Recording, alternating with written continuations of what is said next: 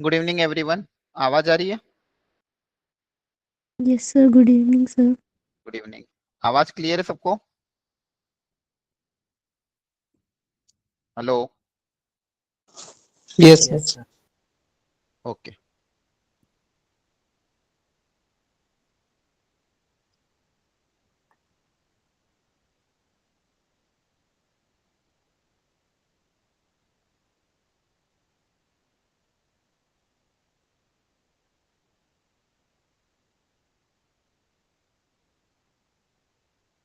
Okay, कल आपका major test है तो उसके रिवीजन के लिए कुछ क्वेश्चन हम प्रैक्टिस कर लेते हैं, एक एक वेराइटी हर चैप्टर से, ताकि आपका वो टॉपिक थोड़ा थोड़ा रिवाइज हो जाएगा। क्लियर है? अंडरस्टूड? कल ही है ना टेस्ट? Yes sir. ठीक है, तो एक एक वेराइटी कवर कर लेंगे तो थोड़ा आइडिया लग जाएगा आपको। ढंग से कल का पेपर अटेम्प्ट करना। सारे क्वेश्चन टफ नहीं होंगे, कुछ क्वेश्चन टफ होंगे, कुछ इजी भी होंगे, कुछ मीडियम लेवल के भी होंगे। आपको इजी लेवल के क्वेश्चन को टारगेट करना है तीनों सब्जेक्ट में। जो जो भी वेराइटी आपको ऑलरेडी आपको दिख जाएगी कुछ क्वेश्चन पढ़ के, उनको प्रॉपरली ट्राई करना, फंडामेंटल कॉन्सेप्ट अप्लाई करना, कैलकुलेशन एरर ना करके ढंग से आंसर निकालना, एक बार वापस क्रॉस वेरीफाई कर लेना कि सब सही है कि नहीं। ठीक है, लेकिन पेपर ढंग से अटेम्प्ट करना। जो बच्चे दिल्ली में हैं उनको कंपलसरी ऑफलाइन देने जाना है, तो आप लोग ऑफलाइन टेस्ट देने ही जाओगे, दिल्ली वाले सारे बच्चे। और पेपर टफ नहीं है, डुएबल है कल का पेपर। ठीक है, आप लोग कर सकते हो, ढंग से करके आना। चलो, एक एक वेराइटी कवर करते हैं हर चैप्टर की। सबसे पहले पीएनसी का एक क्वेश्चन कवर कर लेते हैं, डिक्शनरी वाला प्रॉब्लम। जनरली जेई में बहुत बार आता है ये कि रैंक पता करनी रहती है कि ये वर्ड की रैंक क्या होगी। करो ट्राई। तरीका याद है इसका? Yes sir. एक बार अपनी तरफ से कोशिश करो, बताओ क्या नंबर आ रहा है, कौन से नंबर पे मंडे वर्ड आएगा। सबसे पहले हम अल्फाबेटिकली अरेंज करते हैं, फिर एक एक करके चेक करते हैं। करो ट्राई। और जिसको नहीं आता वो सीख भी लेना आज की क्लास में, ये क्वेश्चन इंपॉर्टेंट है, जेई में हर साल आता है। जो 2023, 24, 25, बस ये वर्ड चेंज होता है और अलग अलग वेराइटी आ जाती है।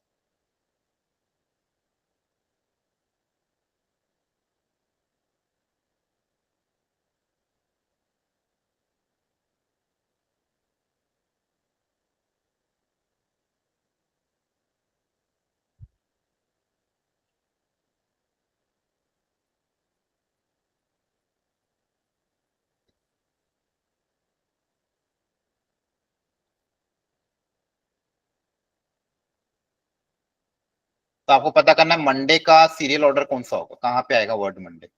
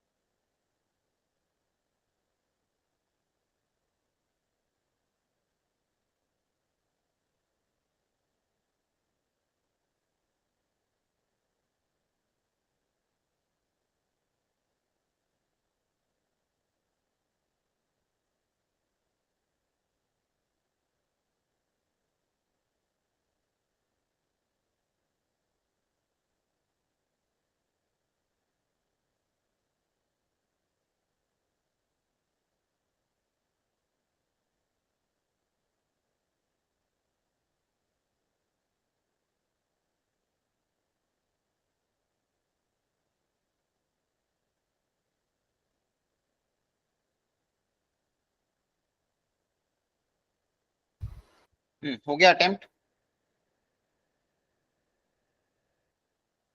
Sir 2 minute.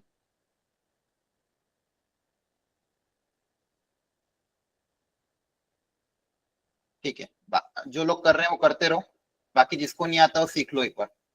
ए से स्टार्ट होने वाले वर्ड पहले हम हटा देंगे कि ए से स्टार्ट होने वाले वर्ड कितने होंगे। टोटल 6 डिजिट है, 1 2 3 4 5। ठीक है, तो ए से स्टार्ट होने वाले वर्ड कितने होंगे पहले उनको हटाना पड़ेगा। ए को मान लो मैंने फिक्स कर दिया, ए को क्या कर दिया फिक्स। अब 5 जगह पे 5 जगह पे 5 लेटर को अरेंज करने का तरीका होता है 5 फैक्टोरियल। 5 जगह पे 5 लेटर को अरेंज करने का तरीका कितना होगा 5 फैक्टोरियल। तो ए से स्टार्ट होने वाले टोटल 120 वर्ड होंगे। अब मुझे ये नहीं चाहिए, मुझे क्या चाहिए मंडे चाहिए, तो मुझे ये बनाना है। फाइनली क्या बनाना है, MONDAY ये बनाना है। ठीक है, तो ए वाले सारे वर्ड हटा दिए। अब ए के बाद अगला नंबर आएगा डी का। डी भी मुझे नहीं चाहिए फर्स्ट पोजीशन पे, तो डी से स्टार्ट होने वाले सारे वर्ड भी मुझे नहीं चाहिए। तो डी से स्टार्ट होने वाले वर्ड कितने बनेंगे, वापिस से 5 लेटर बचे हुए 5 पोजीशन पे अरेंज होंगे, 5 फैक्टोरियल में 120 हो जाएंगे। फिर डी के बाद अगला नंबर आएगा एम का। अब एम आपको चाहिए तो जो भी नंबर आपको चाहिए रहता, जो भी लेटर, उसको बॉक्स में बना दो। उसको क्या कर दिया बॉक्स, 1 2 3 4 5 बॉक्स बना दिया।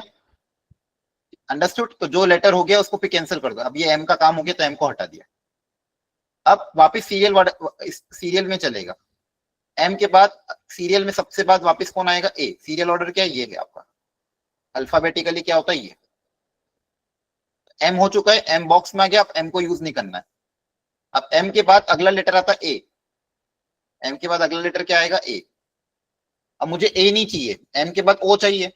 तो एम ए से स्टार्ट होने वाले सारे वर्ड भी मुझे हटाने पड़ेंगे। तो एम ए से कितने वर्ड स्टार्ट होंगे, एम ए अगर फिक्स हो गया, एम ए सब 4 जगह पे 4 लेटर को भरने का तरीका हो जाएगा 4 फैक्टोरियल, दैट इज 24। एम जो कि बॉक्स में था वो बॉक्स में ही रहेगा। अब ए के बाद अगली बारी किसकी आएगी, वापस से ए के बाद अगला सीक्वेंस आता है डी का। तो एम और डी से स्टार्ट होने वाले वर्ड कितने होंगे, वापस 4 जगह को 4 लेटर से भरने का तरीका 4 फैक्टोरियल। एम आपका फिक्स ही है, एम को बॉक्स में रहने दो। ठीक है, एम हो गया, डी हो गया। अब ए डी के बाद अगली नंबर किसकी आएगी, एन की बारी आया ना। अगला नंबर किसका आएगा, एम डी के बाद एन। एन भी आपको नहीं चाहिए, तो एम एन से स्टार्ट होने वाले वर्ड भी कितने होंगे 4 फैक्टोरियल, दैट इज 24। ये भी लिख दिया। फिर एन के बाद सीक्वेंस में कौन आ रहा है, ओ। अब ओ आपको चाहिए तो जो वर्ड जैसे ही चाहिए उसको जैसे ही बॉक्स में बना दो, क्योंकि ये फिक्स हो जाएंगे, इसको फिर छेड़ना नहीं है। तो एम चला गया, ओ चला गया, एम चला गया, ओ चला गया। वापिस से सीरियल ऑर्डर फिर से वही चलेगा, स्टार्टिंग वापिस ए से होगी।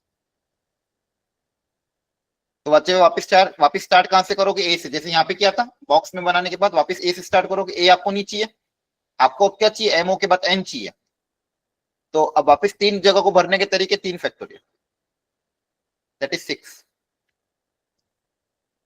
एम बॉक्स में आ चुका था, ओ बॉक्स में आ चुका था। अब ए के बाद अगली बारी किसकी आएगी, डी की। तो डी आपको चाहिए क्या, नहीं चाहिए, तो डी भी एम ओ डी से स्टार्ट होने वाले वर्ड भी हटा दोगे। तो एम ओ डी से स्टार्ट होने वाले वर्ड कितने बनेंगे, वापिस से 3 लेटर को 3 जगह बनने के तरीके 6। एम ओ डी के बाद अगला नंबर किसका आएगा, एन का। एन आपको चाहिए था, एन आपका बॉक्स में आ जाएगा। एन आपका क्या हो जाएगा, बॉक्स में। अंडरस्टूड। एन भी आपका चला गया, क्लियर। अब वापिस से सीरियल स्टार्टिंग से स्टार्ट होगा। एन बॉक्स में चला गया, अब सीरियल वापस कहां से स्टार्ट होगा, ए से। तो ए यहां पे रखा आपने। ए आपको चाहिए क्या, एम ओ एन के बाद डी चाहिए था, तो ए नहीं चाहिए। तो एम ओ एन ए से कितने वर्ड बनेंगे, 2 factorial, that is 2 word. M fix था, ओ फिक्स था, एन भी फिक्स हो गया था। ए के बाद अगला सीक्वेंस किसका आएगा, डी। अब डी आपको चाहिए तो डी को बॉक्स, जो भी चाहिए रहता है सीरियल में उसको बॉक्स में रख दो। अब बची 2 जगह। अब देखो कौन कौन चला गया, एम चला गया, डी चला गया। अब बचे क्या, सिर्फ ए और वाई। अब वापिस स्टार्ट कहां से होगा, ए से। वापिस स्टार्ट कहां से होगा, ए से। और ए तो मुझे चाहिए था, तो ए भी मेरा बॉक्स में आ जाएगा। और ये वाई भी क्या आ जाएगा, बॉक्स में, क्योंकि ये तो मुझे चाहिए था। तो ये वाला मेरा लास्ट वर्ड होगा। मेरा जो फाइनल आंसर आएगा वो क्या आएगा, 120 + 120 + 24 + 24 + 24 + 6 + 6 + 2 + 1। ये सीरियल नंबर रहेगा आपका। ये किया था आप लोगों ने? Yes sir. कितना आ रहा है ये काउंट करके? 327। ठीक है, एक बार मैं चेक कर लेता हूँ। 120 plus 120 240 plus 24 plus 54 plus 12 plus 3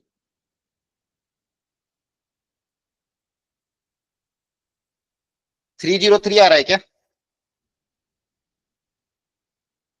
cross check करो। सर 327 आ रहा है। 327 आ रहा 3027 327। है। ओके, मैंने कहीं गलती कर दी क्या एडिशन में? सर एक 24 बोल सर। अच्छा 24 तीन बार था, हाँ 24 थ्री टाइम था, ठीक है। तो 327, ठीक है। तो सीएस का नंबर, सीरियल नंबर 327 होगा। क्लियर हो गया सबको? अंडरस्टूड? Okay, Yes, sir. एक एपीजीपी का क्वेश्चन कर लेते हैं। अब इसमें डेटा दिया हुआ है, मैनिपुलेशन सीखने हैं। जो भी गिवन डेटा है उससे एपी का जीपी का फर्स्ट टर्म और कॉमन रेशियो में रिलेशन निकालो। वैसे एपी का भी फर्स्ट टर्म और कॉमन डिफरेंस में और पी और क्यू में रिलेशन निकालो। देखो क्या होगा। पहले क्वेश्चन को ढंग से पढ़ो, गिवन डेटा को उतारो, फिर उसको मैनिपुलेट करो।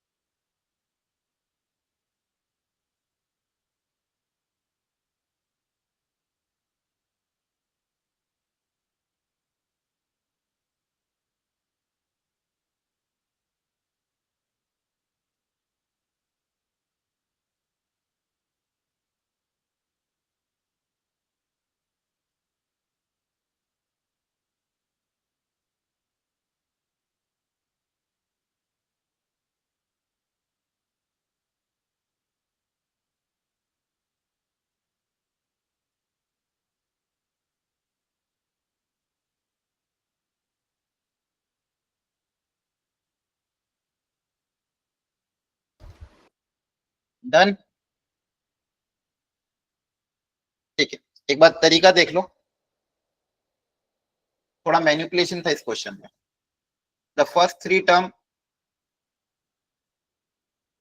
दिस ऑफ अ जीपी, ये जो तीन टर्म है जीपी की तीन टर्म है, टू पी और क्यू, ये क्या है, जीपी की तीन टर्म गिवन है, टू पी और क्यू। तो जीपी के लिए हम मान लो फर्स्ट टर्म को स्मॉल ए बोल देता हूँ, कॉमन रेशियो आर बोल देता हूँ, तो ये ए आर हो जाएगा, ये ए आर स्क्वायर हो जाएगा, हाँ है ना, क्लियर है? Yes. Yes, sir. ठीक है, जवाब देते रहना हाँ या ना में, ठीक है, समझ में आ रहा है कि नहीं, टाइम वेस्ट मत करना। ए आर स्क्वायर, तो ए आपका मान लो टू हो गया, ए आर आपका पी हो गया, ए आर स्क्वायर आपका क्यू हो गया। तो यहां से देखो क्या रिलेशन आ सकता है, ए अगर टू है, ए आर की वैल्यू पी के बराबर है, तो यहाँ पे अगर मैं आर को मैं ए को टू रखूंगा तो आर की वैल्यू कितनी आ जाएगी, पी बाई टू, क्लियर है? Yes, sir. Yes. A R square आपका क्यू के बराबर होगा, ए की वैल्यू टू रख देते हैं, two r square equal to q, तो यहां से भी आर स्क्वायर कितना आ जाएगा, क्यू बाई टू, क्लियर है? Yes, sir. अब Yes, यहाँ sir. से एक पी और क्यू में भी देखो एक रिलेशन आ जाएगा, दोनों से आर स्क्वायर को इक्वेट कर दो, अगर मैं आर स्क्वायर यहाँ से क्यू बाई टू है, यहाँ पे आर की वैल्यू रख दें तो कितना आ जाएगा, p square by four equal to q by two. यहाँ से एक रिलेशन क्या आया, p square equal to two q, understood? Yes. P square equal to two q, clear है? इक्वेशन नंबर वन, एक रिलेशन पी क्यू में ये आ गया, और ये आपका फर्स्ट टर्म था, कॉमन रेशियो आर मान लिया था। आगे बढ़ते हैं, अगला डेटा देखो, पहला डेटा मैंने उतार लिया, अगला डेटा क्या था उसको ध्यान से उतारते हैं। अगला डेटा बोला था कि ये जो तीन टर्म है, एपी की सेवंथ एट्थ और 13th टर्म है, तो एपी की सेवंथ टर्म, एट्थ टर्म और 13th टर्म, ये तीन टर्म, मतलब ये टू पी और क्यू, सेवंथ एट्थ और 13th है। तो सेवंथ टर्म क्या होती है, ए प्लस 6d, 6D. है ना?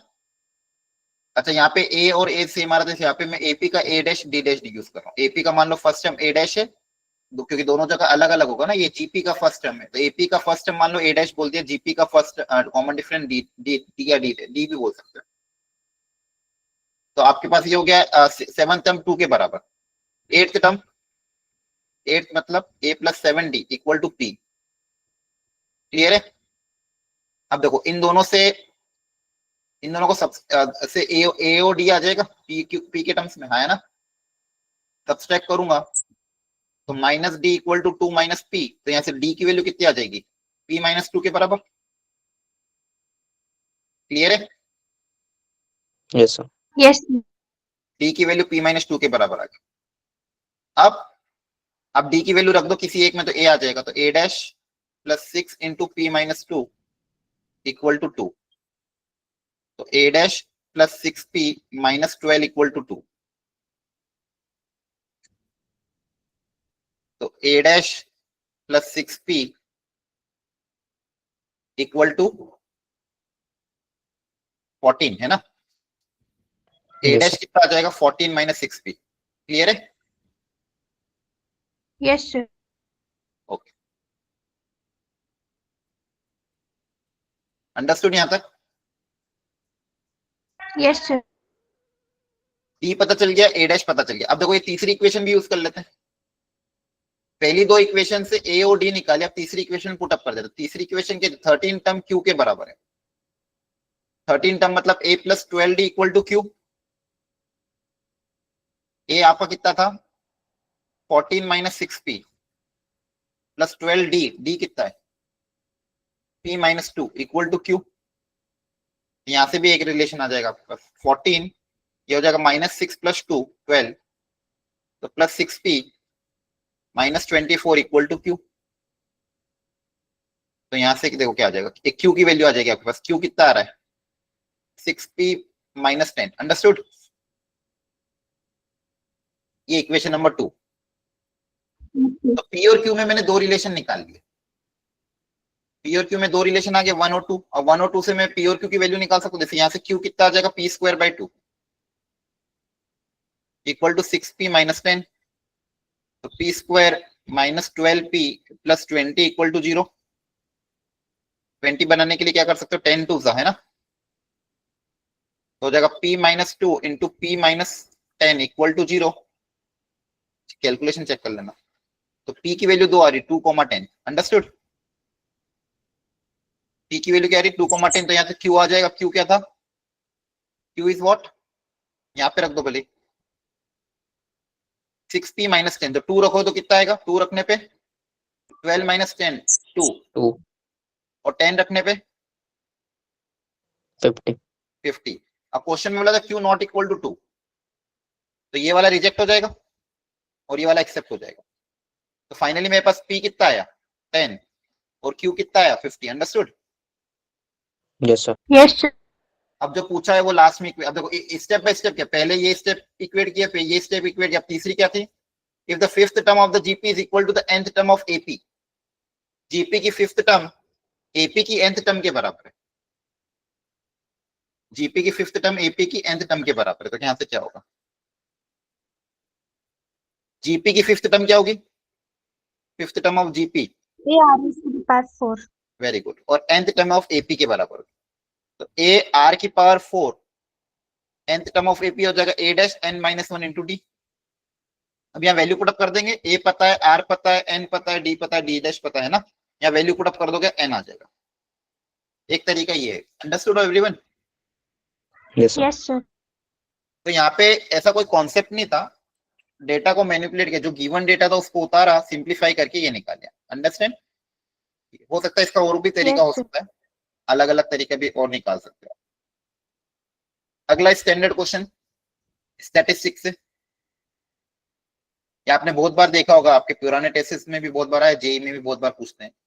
The mean and the standard deviation of 20 observation are found to be 10 and 2. On checking, it was found that the observation by mistake was taken as 8 instead of 12. तो correct standard deviation क्या होगा। ठीक है, बहुत standard question. अच्छा, उसके पहले मैं आपको फॉर्मूला पहले बता दूं। अगर मान लो आपका normal data x1 x2 and so on, तो मीन का फॉर्मूला क्या होता है, बोलो। अगर सिर्फ ये डेटा है तो मीन का फॉर्मूला क्या होता है, मीन कैसे निकालते हैं, x1 plus x2 plus xn sum कर देंगे number of upon terms. Summation of इन सबका sum divide by number of terms, आया ना। yes Yes. x1 plus x2 plus x3, ये पता होना चाहिए, सबसे फंडामेंटल फॉर्मूला है। ये भी जवाब नहीं दे रहे हो आप लोग को, तो ये हो जाएगा समेशन xi बाई n। और बताओ वेरिएंस का फॉर्मूला क्या होता था इसी केस में, sigma square.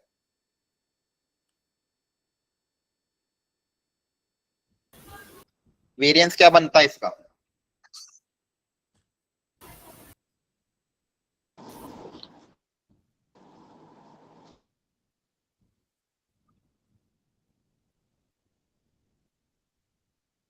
Summation xi square by n minus x बार का होल स्क्वायर। क्लियर है,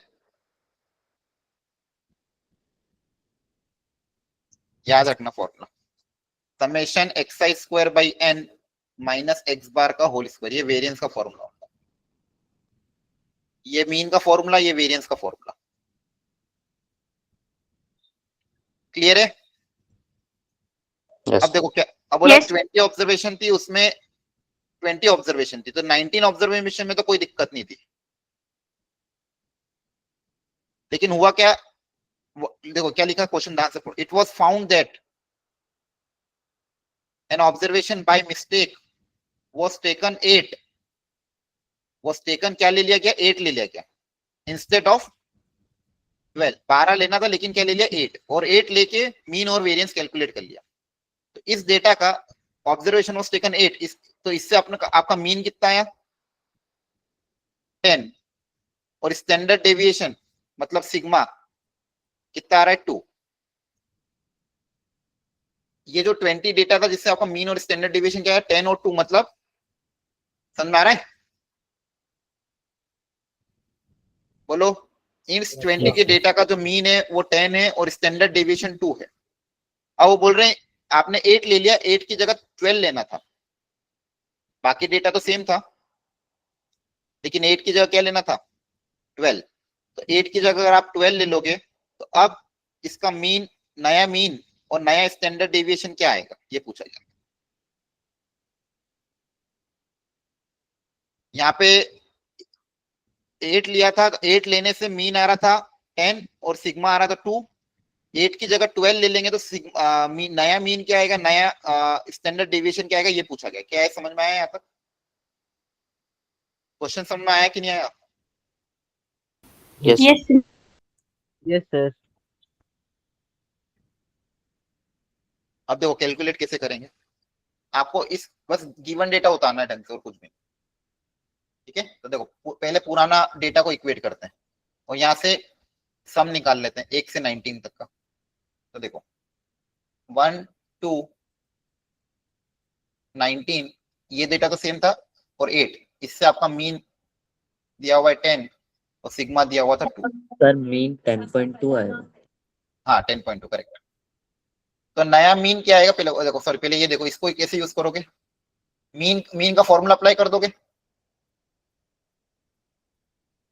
sum of all term divided by number of terms equal to 10। Understood everyone? Yes, sir.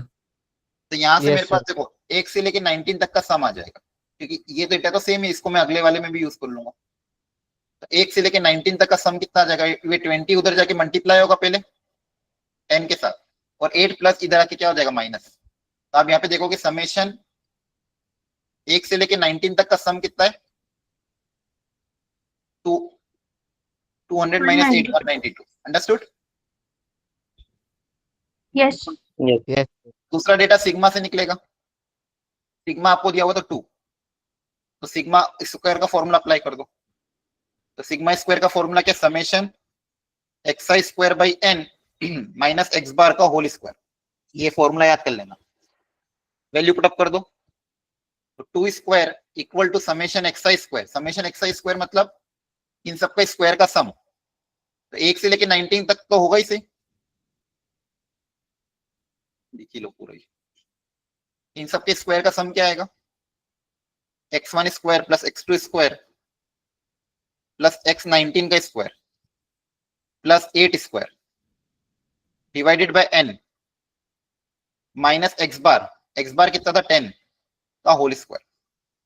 अब यहां से मैं क्या निकालूंगा, जैसे मैंने पिछली बार समेशन xi निकाला था 1 से 19, यहाँ पे समेशन xi स्क्वायर निकालूंगा। तो हो जाएगा 4 plus 100 equal to summation xi square 1 से 19 तक प्लस 64 डिवाइडेड बाय 20।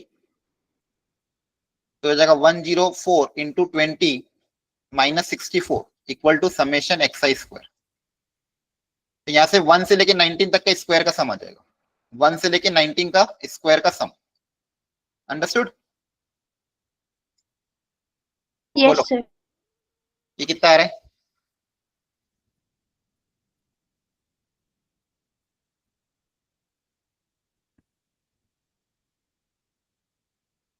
ये हो जाएगा 2080 माइनस 64, 2080 माइनस 64 2016। क्लियर है? Yes, sir. तो देखो आपने क्या करा, जो 19 जो देखो डेटा सिर्फ एक ही चेंज हुआ है, लेकिन शुरू के 19 का में तो कोई चेंज नहीं था, उनका समेशन निकाल लिया, इसका समेशन एक्स स्क्वायर निकाल लिया। अब नया मीन निकालने में कोई दिक्कत नहीं है। देखो न्यू मीन क्या होगा, x1 plus x2 up till 19 तक तो वही टर्म था, बस एक टर्म क्या चेंज हुआ, 12 डिवाइडेड बाय 20 है ना। 19 तक का सम कितना था, 192 प्लस 12 डिवाइडेड बाय, ये सबसे फंडामेंटल मेथड सिखा रहा हूं आपको। 1 से लेके 19 तक का सम तो चाहिए था, वो निकाल लिया था मैंने, बस 8 की जगह क्या आ जाएगा 12, तो आ जाएगा 204 डिवाइडेड बाय 20 कितना आ जाएगा, ये 10.2। तो ये न्यू मीन आ गया। इसी तरह से न्यू सिग्मा स्क्वायर भी निकाल लो, इसका फॉर्मूला क्या है, summation x square by n minus x bar का whole square. Summation x square में 19 तक तो वही रहेगा, 19 तक तो वही रहेगा, है ना। और लास्ट वाला क्या आएगा, बस 12 स्क्वायर। Yes. लास्ट वाला क्या आएगा 19 तक तो वही रहेंगे, x1 square plus x2 square plus 19 square तक, और ये आ जाएगा 12 square divided by 20 minus x बार कितना आया 10.2 का होल स्क्वायर। अब समेशन एक्स स्क्वायर कितना है 2016, समेशन एक्स स्क्वायर ये वैल्यू हमने ऑलरेडी निकाल रखी है, 1 से लेके 19 तक के स्क्वायर का सम प्लस 144 डिवाइडेड बाय 20 माइनस 10.2 का होल स्क्वायर, तो कितना आ जाएगा 2016 प्लस 44 सर 108 आ जाएगा। डिवाइडेड बाय 20 2000 ये 60 आएगा डिवाइड बाय 20 103 आएगा ना ये। जैसे 103 आएगा। हाँ फिर 10.2 का स्क्वायर 10 कहीं गड़बड़ हुई क्या चेक करना एक बार। Yes, sir. 216. क्या हुआ Sir, 2160 आ रहा है. 2160 था कहाँ पे यस सर। यहाँ पे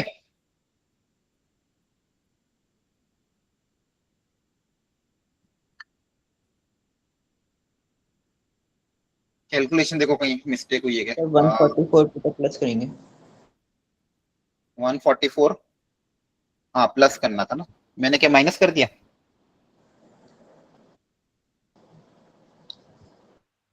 हाँ प्लस किया हाँ सही है डिवाइडेड बाय 20 तो तो वो 110 आ रहा है। 20 सर वो फिर 2160 बनेगा ना। हाँ ये 20 देखो 2016 में 144 ऐड करोगे तो कितना आएगा 2160 है ना, डिवाइड बाय 20 करेंगे तो 108 आएगा। सही है कहाँ पे गड़बड़ हुई है। Yes sir. सर ये आपने पहले 103 लिखा था। अच्छा पहले 103 लिख दिया था, यस सर। कितना रहा 108। Yes. Yes sir. ओके ठीक है कैलकुलेशन देख लेना एक बार। हाँ 108 सही है। अब 10.2 का स्क्वायर कितना होगा 104.04. हाँ अब इनको सब्सट्रैक्ट कर देना था, सिग्मा एन स्क्वायर आएगा,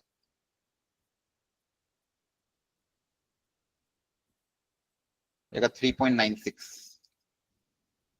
सिग्मा आपका आ जाएगा under root of 3.96। Understood. Yes yes sir.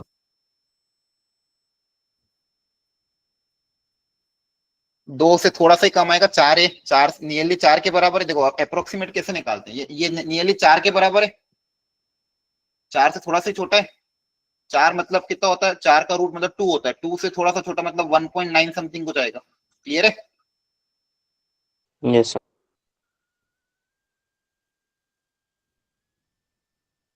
Reflexive symmetric transitive कर लोगे खुद से आप। Yes, sir.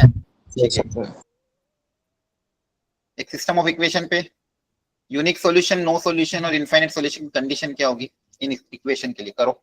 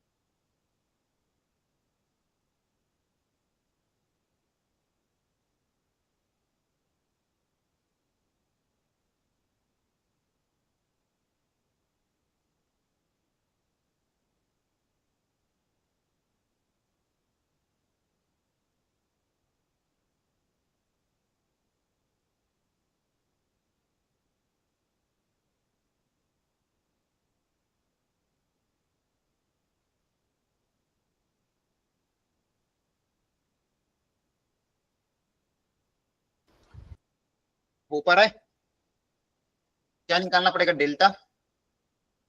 यूनिक सॉल्यूशन की कंडीशन क्या होती है बताना? Sir determinant not equal to 0। Delta not equal to 0, ये सबको पता होना चाहिए, सबसे मोस्ट इंपॉर्टेंट और फंडामेंटल क्वेश्चन है, जेईई में कितनी बार आ चुके हैं। एक्स के कोफिशिएंट, वाई के कोफिशिएंट, जेड का 0 है, यहाँ पे 1 -1 के, 0 के और 4। क्लियर है? अब इसको ओपन कर लो, कितना आ रहा है बताना ओपन करके।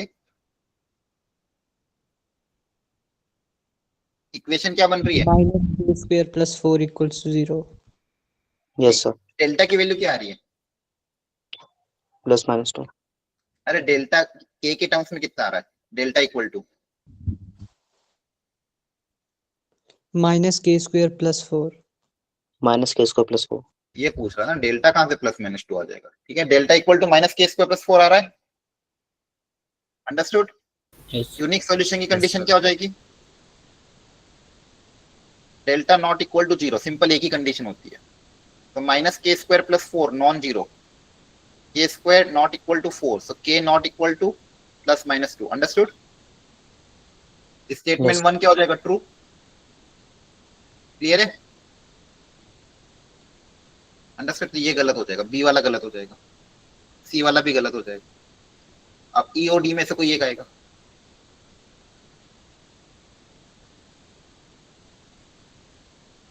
अब आपको डेल्टा एक्स पता करना पड़ेगा। डेल्टा एक्स कैसे पता करोगे? फर्स्ट रो को रिप्लेस कर दोगे कांस्टेंट टर्म से। कांस्टेंट टर्म क्या है? 1 -2 और 6 है ना, बाकी as it is.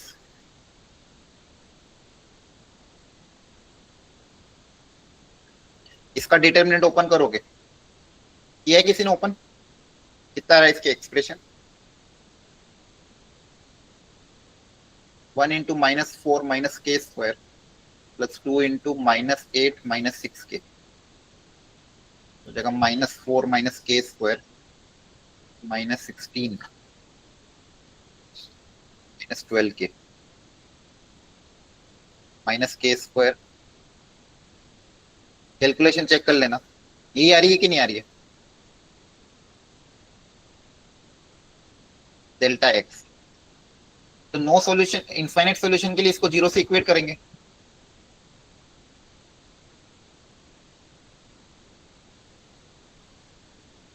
k² + 12k + 20 = 0, तो यहाँ से दो k की दो वैल्यू आएगी, -2, -10 है ना। तो k = -2 पे डेल्टा भी 0 डेल्टा एक्स भी 0 है। अंडरस्टूड? बोलो। k Yes, sir. = -2 रखने पे आपका डेल्टा भी 0 आ रहा है और डेल्टा एक्स भी 0 आ रहा है, तो k = -2 की कंडीशन किसकी हो जाएगी? इनफाइनाइट सॉल्यूशन की। Yes sir. और यहाँ पे क्या बोला था? k not equal to -2, infinite solution, मतलब ये गलत हो जाएगा, मतलब डी वाला अपने आप सही होगा, तो आपका आंसर क्या आएगा? A and D. क्या है, समझ में आ रहा है आपको everyone? Yes, sir. Yes sir. Yes, और एक sir. बार डेल्टा एक्स का समझा देना। डेल्टा एक्स कैसे निकालते हैं? पहले डेल्टा कैसे निकालते हैं? एक्स वाई जेड के कोफिशिएंट रखते हैं। डेल्टा एक्स कैसे निकालते हैं? जो कॉलम 1 है, कॉलम 1 की जगह रिप्लेस हो जाते हैं कांस्टेंट टर्म। तीनों इक्वेशन में कांस्टेंट टर्म कौन सी है? 1 -2 और 6, तो कॉलम 1 की जगह कांस्टेंट टर्म आ गया, तो ये डेल्टा एक्स आ गया। तो डेल्टा एक्स को डिटरमिनेंट ओपन किया है, डिटरमिनेंट ओपन करना आएगा आपको, हाँ है ना। Yes sir. डिटरमिनेंट ओपन किया तो डेल्टा एक्स की वैल्यू आ गई, डेल्टा एक्स को 0 से इक्वेट किया तो k की वैल्यू -2 और -10 आई, मतलब k = -2 पे डेल्टा भी 0 आ रहा है, डेल्टा एक्स भी 0 आ रहा है। k = -2 पे डेल्टा भी 0 आ रहा है, डेल्टा एक्स भी 0 आ रहा है, मतलब कौन सी कंडीशन होगी? इनफाइनाइट सॉल्यूशन की। अंडरस्टूड? Yes sir. तो -2 पे इनफाइनाइट सॉल्यूशन है, -2 पे क्या रहा है? इनफाइनाइट सॉल्यूशन, तो ऑप्शन नंबर ई गलत हो गया आपका। ये सिस्टम ऑफ इक्वेशन है ना, फंडामेंटली आना चाहिए सबको। चलो ये दो डायग्राम ड्रॉ करो सब लोग।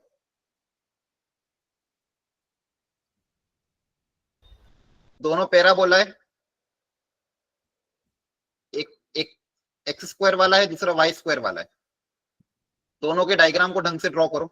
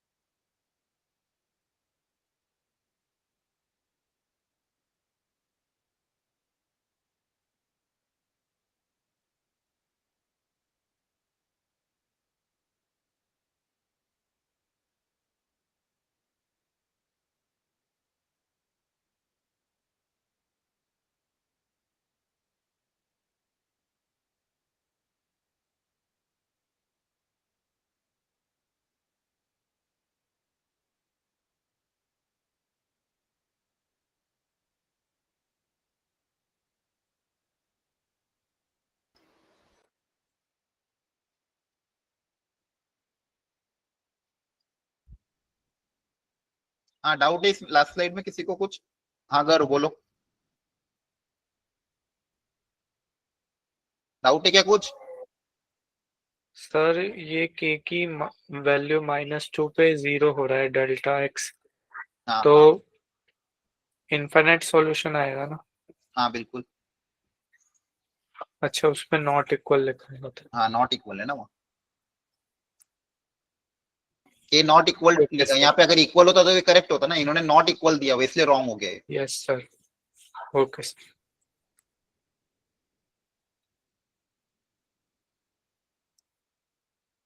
ये फर्स्ट वाली जो क्वाड्रेटिक, इसके रूट्स क्या हैं बोलो, इसको फैक्टराइज करो, क्या है इसके factor? Sir x minus x 2 का whole minus square. 2. x minus 2 का होल स्क्वायर है, हाँ है ना? Yes sir. Yes, sir. और सेकेंड वाली में कैसे सिंप्लीफाई करोगे इसको? Y square equal to standard format में, बताओ कैसे करते हैं? सबसे पहले क्या करोगे, X की इसमें term. क्या कॉमन निकालोगे? क्या कॉमन निकालोगे? सर हमेशा 4 नहीं, हमेशा x के कोफिशिएंट को 1 बनाओ, x और y के कोफिशिएंट 1 बनने चाहिए, आपको सिखा रखा है। -8. सर -8 को बनना। तो फिर अब पहले बताना चाहिए था, इतनी लेट थोड़ी आंसर आना चाहिए। y माइनस k का whole square equal to 4a x minus h, ये स्टैंडर्ड फॉर्मेट होता है। यहाँ पे ध्यान से देखो, x और y के कोफिशिएंट 1 होते हैं। या फिर x माइनस h का whole square equal to plus minus 4a y minus k, तो ये आपको ध्यान रखना है। तो यहाँ पे -8 कॉमन लोगे, क्या बचेगा अंदर? x minus 2। तो ये कौन सा है? Y square equal to -4x वाला है। इसका बताओ वर्टेक्स कहाँ पे? 2 0. सर वर्टेक्स कहाँ पे? 2,0 आया ना? तो y yes, square sir. Equal to Yes, sir. -4x पे लेफ्ट साइड ओपन होगा। वर्टेक्स 2,0 पे, वर्टेक्स कहाँ पे? x माइनस h की वैल्यू 2 है और k की वैल्यू क्या है? 0। ये सारे सिखा रखे थे स्टैंडर्ड फॉर्मेट, आया ना? Yes, sir. वर्टेक्स किसको होता है? यहाँ पे h कितना है? 2, y कितना है? 0। तो वर्टेक्स कहाँ पे? 2,0 पे, और y square equal to -4x, तो ओपनिंग राइट साइड वाला, लेफ्ट साइड वाला। तब दोनों को प्लॉट करना पड़ेगा। ज्यादातर केस में देखो, आपको या तो 2 पैराबोला होंगे, एक पैराबोला एक सर्कल होगा, एक पैराबोला एक स्ट्रेट लाइन होगी, ऐसे ही क्वेश्चन आते हैं। या तो एक पैराबोला एक स्ट्रेट लाइन, या 2 पैराबोला, या एक पैराबोला एक सर्कल। इस चैप्टर को स्कोरिंग है अगर थोड़ा बहुत भी ढंग से कर लिया तो। वर्टेक्स 2,0 पे है।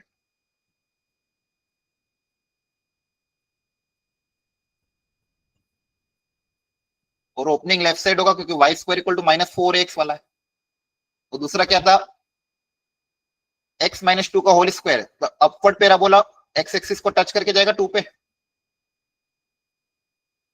अच्छा, ये y को कहां पे टच करेगा पता कर लेते हैं। क्या दोनों के y सेम रहेंगे क्या? कैसे पता करेंगे? x को 0 रख के। अगर यहाँ पे ऊपर वाले में x को 0 रखोगे तो y कितना आएगा 4, और यहाँ पे x को 0 रखने पे y कितना आ रहा है चेक कर लो। x को 0 रखने पे y कितना आ रहा है, ताकि पता चल जाएगा दोनों सेम पॉइंट से पास हो रहे कि नहीं हो रहे। तो यहाँ पे सेकंड वाले में x को 0 रखोगे तो y स्क्वायर कितना आ जाएगा 16, तो y भी क्या आएगा +-4, तो हाँ यही से पास होगा, हाँ है ना? तो Yes, दोनों sir. एक ही जगह से पास हो रहे हैं, तो इसे पता करना पड़ता है वैल्यू रख के। तो दोनों के दोनों कहां से पास हो रहे हैं? x को 0 रखने पे दोनों केस में 4 ही आ रहा है। अब दोनों के बीच में एरिया दिख गया आप लोगों को? बोलो Yes, sir. कौन सा? इसमें अपर कर माइनस लोअर भी लगा सकते हो, लेफ्ट माइनस राइट भी लगा सकते हो, दोनों के केस से आंसर आ जाएगा, कोई दिक्कत नहीं। अपर माइनस लोअर से भी आंसर आ जाएगा और लेफ्ट माइनस राइट से भी आएगा। अपर माइनस लोअर लगाना तो लिमिट x की रहेगी, अगर वर्टिकल स्ट्रिप ले रहे हो तो लिमिट किसकी होगी? x की। और देखो y दोनों की वैल्यू y के टर्म्स में गिवन है, तो अपर माइनस लोअर लगाने में आसान है कि y की वैल्यू रख सकते हो। तो y dx 0 से 2, फॉर्मूला क्या लगेगा? अपर कर माइनस लोअर कर, अपर कर माइनस लोअर कर।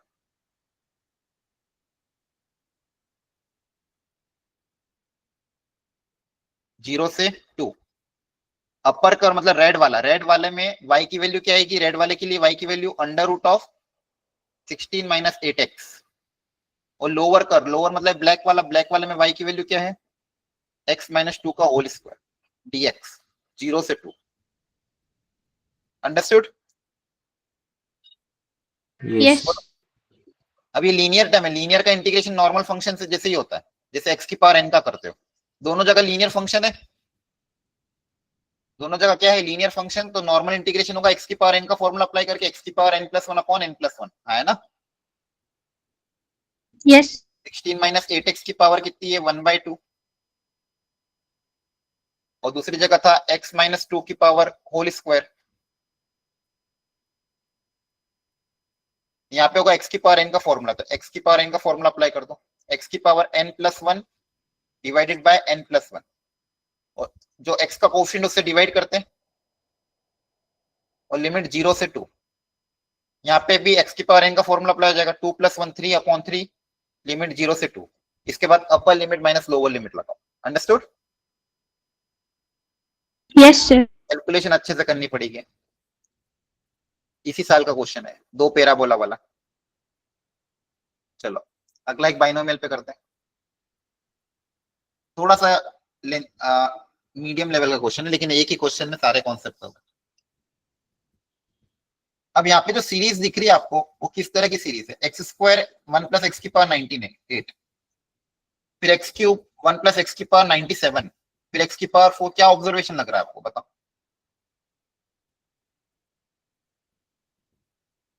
क्या ऑब्जर्वेशन है?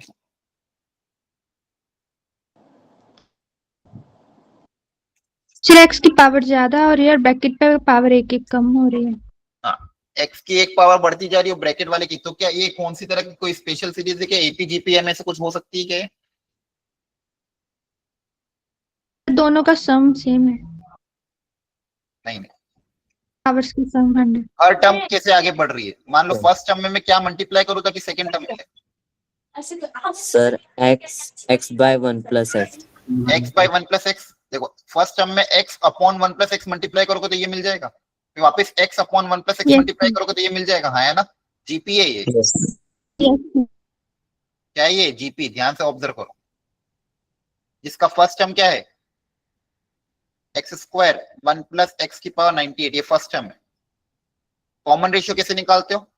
कोई भी दो टर्म को डिवाइड कर दो, आगे वाली टर्म को पीछे वाली टर्म से डिवाइड करोगे तो कॉमन रेशियो हो जाएगा x/1 + x। ध्यान से ऑब्जर्व करो, हर टर्म में x/1 + x मल्टीप्लाई हो रहा है, इसलिए x की पावर बढ़ रही है, 1 + x की पावर घट रही है, तो ये कॉमन रेशियो हो गया। नंबर ऑफ टर्म्स बताओ कितनी है?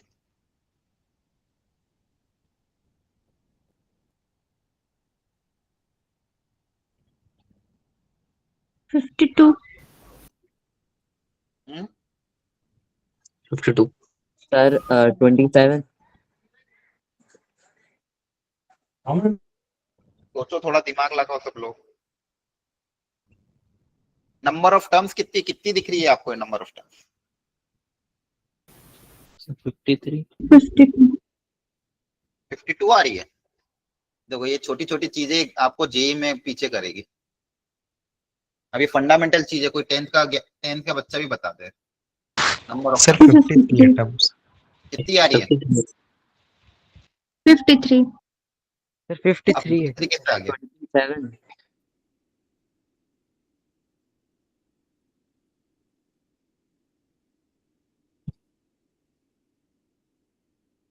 मुझे बताओ 5 से लेके 15 के बीच में कितनी टर्म्स होती है? 5 to 15 इंक्लूडिंग बोथ, बताओ। 11. सर 11। सर 11 कितने आती है? सर 11 11। 11. कैसे निकालोगे? तो दोनों का डिफरेंस +1, 15 - 5 +1। अंडरस्टूड? ध्यान रखना, जब दोनों टर्म्स Yes, को sir. भी इंक्लूड करना रहता है तो डिफरेंस लेके +1 करते हैं, डायरेक्ट डिफरेंस मत ले लेना, डिफरेंस लेके +1 करना पड़ता है अगर दोनों टर्म को भी इंक्लूड करना है। अब यहाँ पे तो सिंपल था, पावर देखो x की पावर क्या थी 2, फिर x की पावर 3 बनी, फिर x की पावर 4 बनी, x की पावर कहां तक जा रही थी? 54 तक। यहाँ पे बस एक ही तो पावर नहीं थी, x की पावर 1, इसको छोड़ के बस सब कुछ था। तो यहाँ से लेके यहाँ तक कितनी टर्म थी? 54। इसमें से ये वाली हटा दोगे तो कितनी बनेगी? 53 टर्म्स ना। तो number of Yes, terms sir. कितनी है? 53। ए पता है, आर पता है, एन पता है, sum of n terms of GP का फॉर्मूला अप्लाई करो। ये सब क्या सम ऑफ सम ही तो है,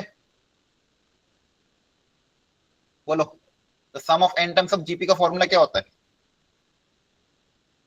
ए फॉर्मूला पता है कि भी नहीं पता? सर पता. बोलो। Yes, यार r की power n -1 upon r minus. इन सब का सम कर लेना। ए की जगह क्या जाएगा? x² 1 + x की पावर 98 इंटू r की पावर n -1 डिवाइडेड बाय, बहुत पेशेंसली करने पड़ेंगे ऐसे क्वेश्चन अगर आएंगे तो, देख के छोड़ दोगे तो फिर तो कुछ भी नहीं। लेकिन हाँ, ढंग से सिस्टमेटिकली प्रॉपरली लिख के ब्रैकेट वैकेट बना के फिर सॉल्व होते हैं। अब इसको सिंप्लीफाई करो, क्या कट पिट रहा है देखो ध्यान से। यहाँ पे एलसीएम होगा डिनोमिनेटर में, तो एलसीएम क्या आएगा? x minus of 1 - x, x cancel हो जाएगा, -1 बचेगा ना I think, -1 upon x + 1, x + 1 ऊपर चला जाएगा। कैलकुलेशन देख लेना एक बार। सर इसमें तो बायनॉमियल की सीरीज भी बन रही है. क्या? सर हाँ, बायनॉमियल बाइनोमियल की सीरीज भी बन रही है, लेकिन आगे कोफिशिएंट फिर आपको क्या रखने पड़ेंगे? सर एक तो 98 C 68 प्लस और फिर एंड लोवेस्ट रखेंगे सर 46 C 16. तो आपको फिर दो अलग अलग सीरीज को मल्टीप्लाई करना पड़ेगा। सर मल्टीप्लाई नहीं करना पड़ेगा, वो प्लस करना पड़ेगा ना. हाँ, मतलब दो, आप पहले दो सीरीज को, या तो दो सीरीज को ब्रेक करके लिखो या फिर एक ही सीरीज में कंबाइन करके लिखो। आपने कौन सा तरीका अपनाया? एक ही सीरीज में अपनाया कि दो अलग अलग सीरीज को कंबाइन कर रहे हो? सर दो अलग अलग. उससे भी कर सकते हैं, लेकिन फिर कोफिशिएंट का ध्यान रखना पड़ेगा। कोफिशिएंट भी तो आएंगे उसमें। देखो एक सीरीज तो आपके पास क्या बनेगी? एक क्या रखी है आपने बताओ? सर मैंने सब में से x की पावर 70 वाले क्वेश्चन को निकाल लिया था सर, फिर उसको प्लस कर दिया था. ठीक है, कर लेंगे। रुको पहले ये वाला फिनिश कर लेते हैं। अब देखो ध्यान से, यहाँ पे आप एलसीएम क्या लोगे? x - 1 + x upon 1 + x। यहाँ पे x और x कैंसिल हो जाएगा, 1 + x ऊपर चला जाएगा। क्लियर है? Yes. तो ऊपर जाके क्या बनेगा आपके पास? x² इंटू 1 + x की पावर 99। अंडरस्टूड? और ये ब्रैकेट में देखो Yes, क्या sir. बनेगा?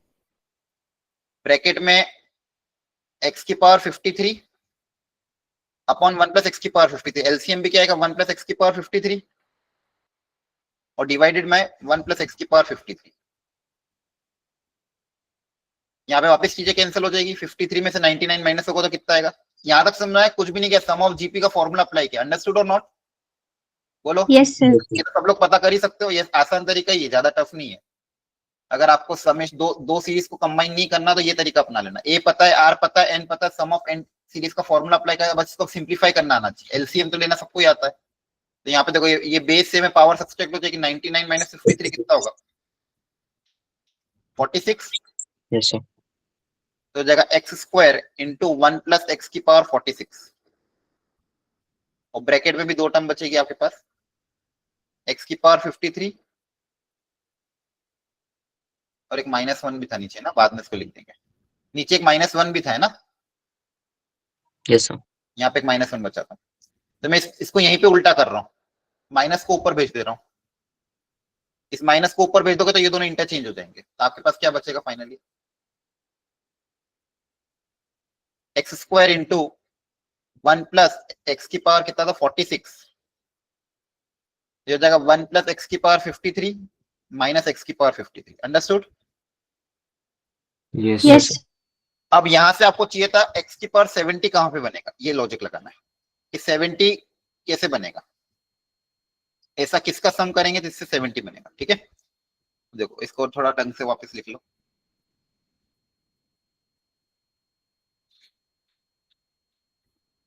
अगला पेज ले रहा हूं, एक्स स्क्वायर का टर्म है 1 प्लस एक्स की पावर 46 और ब्रैकेट में आ रहा है 1 प्लस एक्स की पावर 53 माइनस एक्स की पावर 53। अब देखो यहाँ पे देखो टर्म कैसी बनेगी, ये तो नॉर्मल है 1 प्लस एक्स की पावर n वाला फॉर्मूला लग जाएगा, nc0 एक्स की पावर n nc1 एक्स की पावर n माइनस 1 है ना, ये ओपन करना आता है सबको। Yes Yes. देखो फर्स्ट टर्म बताओ क्या बनेगा, nc0 एक्स की पावर 53 बनेगा फर्स्ट टर्म, ध्यान से ऑब्जर्व करो, एक्स की पावर 53 बनेगा first term. Yes, sir. Yes sir तो ये वाला हमेशा एक्सप्रेशन याद रखना, 1 प्लस एक्स की पावर n nc0 एक्स की पावर n।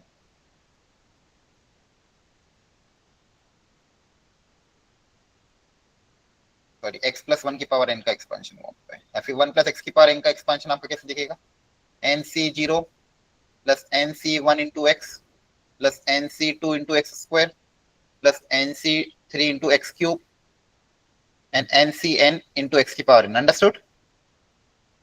ठीक है, यस ये बहुत स्टैंडर्ड है, सबको याद होना चाहिए। एक्स की पावर बढ़ती जाती है 1 2 3 एन अप टिल n तक, यहाँ पे भी एक्स की पावर बढ़ती जाएगी, तो लास्ट वाली टर्म क्या आएगी, एक्स की पावर 53 एक्स की पावर 53 एक्स की पावर 53 कैंसिल हो जाएगा और आपके पास क्या बचेगा 53 0 53 c1 into x 53 c2 into x square and so on. Last sir जाएगा ये 53 c 52 एक्स की पावर 52। क्लियर है? Yes, sir sir. ये जो एक्सपेंशन है वो बाहर वाले एक्सपेंशन से मल्टीप्लाई भी तो कर सकते हैं, तो सर टोटल पावर इंक्रीज हो जाएगी। एक मतलब मिनट 1 करने का तरीका बहुत सारा, एक मिनट ये चलने दो, आप उसके बाद एक्सप्लेन करें। यहाँ तक समझ में आ गया सबको? यस क्लियर है? ठीक है, Yes, sir. अब देखो ध्यान से, ये आपको क्या चाहिए 70 चाहिए। अब 70 कैसे क्रिएट होगा आपको ये लॉजिक लगाना है। ठीक है, 70 कैसे क्रिएट होगा ये लॉजिक लगाना। अब 70 कब कब बनेगा, अब यहाँ पे देखो, यहाँ पे भी सेम है 1 प्लस एक्स की पावर 46 से यहाँ पे भी क्या है, वही सेम एक्सपांशन यहाँ पे भी चलेगा। यहाँ पे क्या चलेगा 46c0 46c1 into x 46c2 into x square and so on,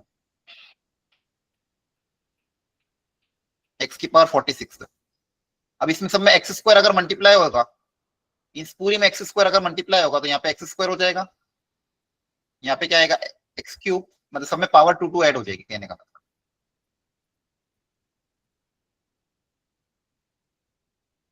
आपको ये लॉजिक लगाना है 70 कहां पे बनेगा, देखो 46 में क्या ऐड करो ताकि 70 बने 24 24. 20 और ये एक्स स्क्वायर भी है पहले से, देखो तो पीछे से स्टार्ट करते हैं या फिर आगे से भी स्टार्ट कर सकते हो। पहला टर्म क्या आएगा एक्स स्क्वायर का टर्म, ये एक्स स्क्वायर सबसे मल्टीप्लाई होगा तो एक्स स्क्वायर। अब यहाँ पे पावर 2 के साथ इधर से क्या चाहिएगा, इधर से तो कुछ आएगा ही नहीं 70 बनाने के लिए, हाईएस्ट कितना है 52 है, तो 52 और 2 कितना होगा 54, उससे तो नहीं बनेगा, मतलब पीछे से स्टार्ट करना पड़ेगा।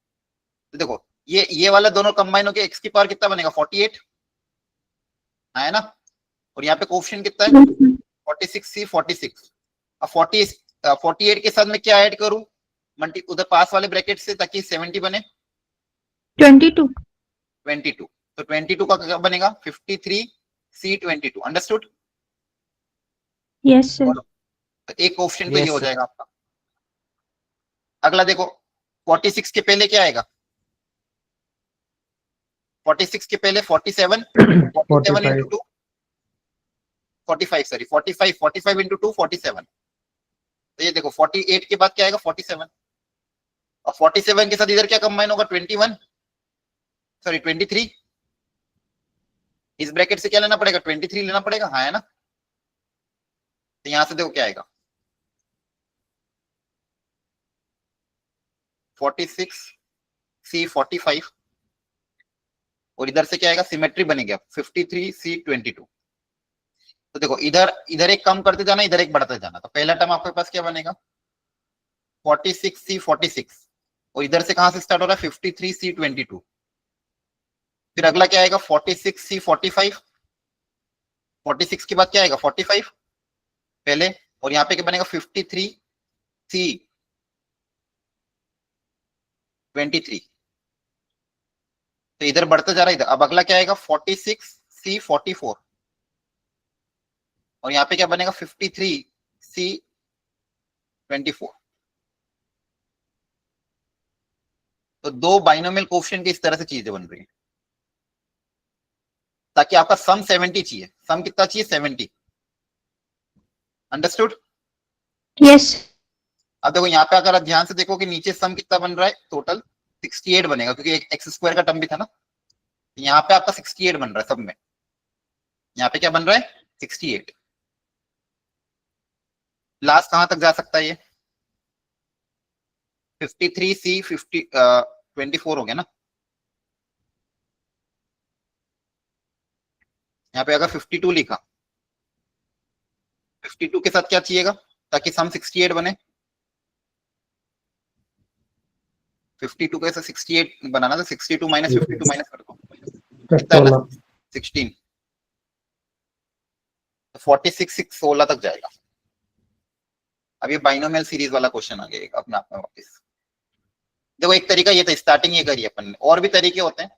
आप चाहो तो इसको इन दोनों के साथ मल्टीप्लाई भी कर दो तो भी आपके पास बेसिकली क्या बनेगा इन दोनों ब्रैकेट को आपस में मल्टीप्लाई करोगे यहाँ पे पावर बढ़ जाएगी तो आपकी हायर पावर आ जाएगी। तो वहां पे 70 क्रिएट नहीं होगा। जैसे इन दोनों को मल्टीप्लाई कर दो आपस में इसको इसके साथ और इसको इसके साथ और फिर अलग अलग देख लो। यहाँ से बाइनोमियल कोएफिशिएंट 70 क्या बनेगा यहाँ से कब बनेगा उससे भी निकाल सकते। जैसे इन दोनों को मल्टीप्लाई करेंगे तो क्या बनेगा 46 प्लस 53 किया था ना अपन ने सर 99 99 आएगा। फिर वहां से भी आपको देखना पड़ेगा 99 के साथ क्या बन सकता है और यहाँ से क्या बनेगा इन दोनों को मल्टीप्लाई करना है वो भी आसान हो जाएगा। देखो ध्यान से इन दोनों को अगर मल्टीप्लाई करोगे इन दोनों ब्रैकेट को आपस में मल्टीप्लाई कर दो तो पहला क्या बनेगा x square into 1 plus x की पावर 99 और ये दोनों मल्टीप्लाई होंगे तो क्या होगा एक्स की power 53 plus 2 55 into 1 plus x की पावर 46। अंडरस्टूड? बोलो ये वाला टर्म इसके साथ मल्टीप्लाई हो गया ये वाला टर्म इसके साथ मल्टीप्लाई हो गया। क्या बात समझ में आ रही है? Yes, sir. यहाँ से ज्यादा कैलकुलेशन आसान हो जाएगा। अब यहाँ से आपको 70 बनाना है तो एक्स स्क्वायर के साथ क्या कंबाइन करोगे ताकि 70 बने 68। यहाँ से 68 निकालना पड़ेगा तो यहाँ से 68 का कोएफिशिएंट क्या आएगा बोलो 99 C 68 हाँ है ना। Yes sir. यहाँ से 68 वाला कोएफिशिएंट क्या आएगा 90 NC R ही तो आएगा। इसका जनरल फॉर्मूला क्या होता है समेशन NC R x की पावर R। तो x की पावर R के लिए यहाँ पे भी क्या चाहिए R चाहिए तो 68 के लिए यहाँ पे ये चाहिए। अब यहाँ पे ऑलरेडी 55 है तो यहाँ से कौन सा चाहिएगा बताओ ताकि 70 बने 15। तो 15 बनाने के लिए यहाँ से क्या निकलेगा 99 46 15 ये भी आ तो इसमें दो ही टर्म बने आपके। क्लियर है? Yes sir. ठीक है तो इससे ज्यादा अच्छा ये था अपन यहाँ पे दो आपको कंबाइन करनी पड़ रही थी। इससे अच्छा आप इन दोनों को मल्टीप्लाई करके सिंगल कंबाइन कर। Understood everyone? Yes sir. यहाँ पे इन्होंने दो का डिफरेंस ही दिया हुआ था। देखो ध्यान से P और Q यही था तो P कितना आ जाएगा 68 Q कितना आ जाएगा 15 ये आ जाएगा 68 और ये आ जाएगा 15। चेक कर लो एक बार 99 C 46 C15. Understood everyone? ये हटा यस दो।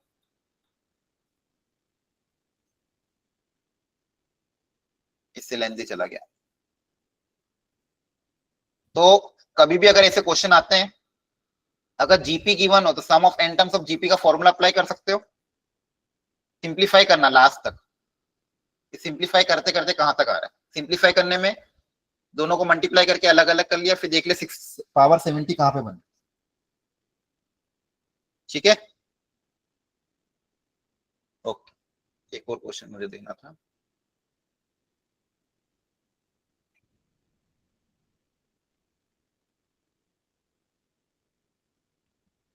चलो एक क्वेश्चन और लिखो। फाइंड द रेंज ऑफ, लिखो, find the range of y equal to x square upon 1 minus x square. पता करो इसकी रेंज।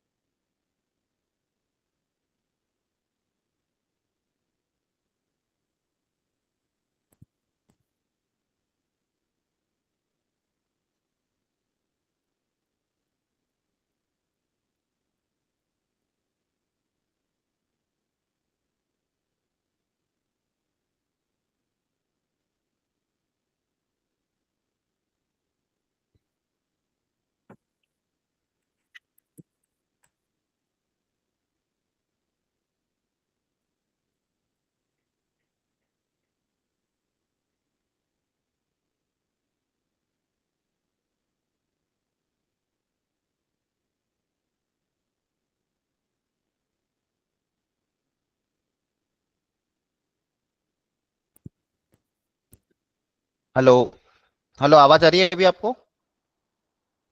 Yes sir. पता नहीं क्या हो गया था, आवाज ही नहीं आ रही थी। ठीक है, ये इसको कैसे सॉल्व करेंगे क्वाड्रेटिक बाय क्वाड्रेटिक को? क्रॉस हाँ, क्रॉस मल्टीप्लिकेशन कर देंगे। क्रॉस मल्टीप्लाई करके किए तो यस क्रॉस मल्टीप्लाई कर दोगे तो कितना आ जाएगा? y minus y x square equal to x square. ठीक है, x की वैल्यू भी निकाल सकते हो y के टर्म्स में, खैर दोनों तरीके हैं। एक्स स्क्वायर निकल जाएगा ना यहाँ से, सिंपल। देखो यहाँ एक तरीका और है, y equal to x square plus y x square. तो y equal to x square common, 1 plus y. X square की वैल्यू कितनी आ जाएगी, वाई अपॉन 1 प्लस वाई। इसके बाद बताओ क्या करोगे। सर रूट लगाऊंगा। नहीं नहीं, रूट बिना उसके ही हो जाएगा, बताओ। रूट भी लगा सकते हो, खैर रूट भी लगा लोगे तो भी हो जाएगा। देखो ये वाली क्वांटिटी ऑलवेज पॉजिटिव है, Yes, sir. इसको इसको भी क्या होना पड़ेगा, ऑलवेज पॉजिटिव। तो y upon 1 plus why should be what, greater than 0। इसके क्रिटिकल पॉइंट क्या क्या है, -1 और 0, यस सर। है ना। तो अच्छा, ग्रेटर देन इक्वल टू 0 लगा सकते हो, और -1 पे ओपन रहेगा, 0 पे क्या रहेगा, क्लोज। आपको क्या चाहिए, पॉजिटिव। -∞ से -1 यूनियन 0 से इन्फिनिटी। क्रॉस चेक करना है, सही आ रहा है क्या, बोलो। मेरा तो 0 से Yes, sir. पॉजिटिव आया था। 0 से क्या आया था, सर पॉजिटिव। ये भी तो आ सकता है। अंडरस्टूड और नॉट। अगर रूट लगा के करेंगे तो फिर उसमें नेगेटिव वैल्यू नहीं देंगे। तो रूट लगा के करोगे तो भी तो ये आएगा। अंडर रूट के अंदर जो क्वांटिटी आएगी क्या लिखोगे, y अपॉन 1 प्लस वाई। इस क्वांटिटी को क्या करोगे, ग्रेटर देन इक्वल टू 0 करोगे ना। दोनों फैक्टर को प्लॉट करना पड़ेगा ना। दो फैक्टर क्या है, एक ये फैक्टर है और एक ये फैक्टर है, दोनों के रूट्स को प्लॉट करो। ऊपर वाले का रूट क्या है, 0, नीचे वाले का रूट क्या है, -1। वापिस वही आएगा। इसको क्या लिख सकते हैं, ऑल रियल नंबर एक्सेप्ट, मतलब क्या आएगा, एक्सेप्ट ठीक है सर। -1, सर 0 -1, 0 है ना, करेक्ट है। ओके